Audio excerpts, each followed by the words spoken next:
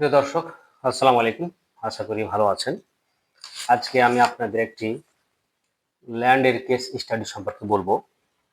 বিষয়টা হচ্ছে যে আপনি যদি কারো কাছে জমি কেনেন, অর্থাৎ আপনি কারো কাছ থেকে জমি কিনবেন, তার জমি আছে ১০ কাঠা এবং এই ১০ কাঠা পুরোটাই জমি আপনি কিনবেন।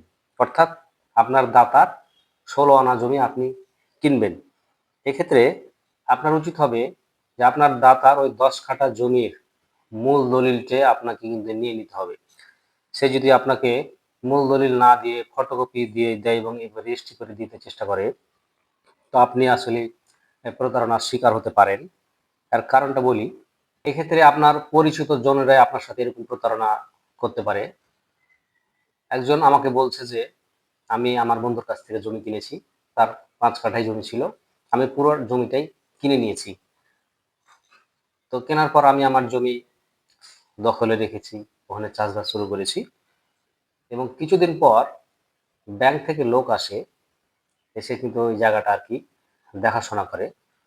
তারপরে ব্যাংকের লোক জিজ্ঞাসা করে এই জায়গাটা কে দখল করে বা কে বেড়া দিয়ে ঘিরে রেখেছে। পরবর্তীতে আমি ব্যাংকের লোকদের সামনে যাই এবং বলি যে এই জায়গাটা আমি আমার বন্ধুর কাছ থেকে কিনে নিয়েছি। কিন্তু ব্যাংক কর্তৃপক্ষ জানায় যে এই জায়গাটা ব্যাংকে বন্ধকি আছে, পূর্বেই ব্যাংকে বন্ধকি রেখে আপনার বন্ধু অমুক লোন নিয়ে রেখেছেন।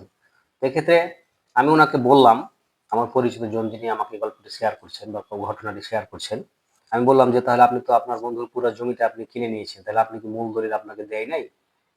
তো উনি সে সেম কথাই বললেন আর কি, যে উনি আমার বন্ধু মানুষ, পরিচিত মানুষ। আমি বললাম যে তো বন্ধু তোমার সেই মূল দলিলটা আমাকে দিয়ে দাও, যেহেতু তোমার পুরো জমি আমি এটা কিনে নিচ্ছি, সুতরাং এই দলিল তো তোমার কাছে থাকার কথা না, রাখারও উচিত না। তো তিনি কিন্তু তাকে সে মূল দলিল দেয় নাই, ফটোকপি দিয়ে আর কি তাকে রেজিস্ট্রি করে দিয়েছেন। এই কারণে তিনি কিন্তু প্রতারণার শিকার হচ্ছেন। কারণ মূল দলিলের মাধ্যমে কিন্তু ব্যাংকে মর্টগেজ বা ঋণ অনেক সময় নেওয়া হয় এবং যতবারই মূল দলিল ছাড়া ফটোকপি বা জাবেদা দলিলের মাধ্যমে যদি জমি হস্তান্তর হতে থাকে, তাহলে পরবর্তী গ্রহীতাগণ কিন্তু বারবারই প্রতারিত হতে থাকবেন। এক্ষেত্রে অবশ্যই ১৬ আনা জমি যদি কারো কাছ থেকে কিনে নেন, অবশ্যই তার মূল দলিলটা আপনি নেওয়ার চেষ্টা করবেন। এক্ষেত্রে নাই বা মূল দলিলটা খুঁজে পাচ্ছি না বা পরে দেব, এরকম কোনো অজুহাতই যদি আপনি শুনেন, তাহলে কিন্তু আপনি প্রতারিত হবেন।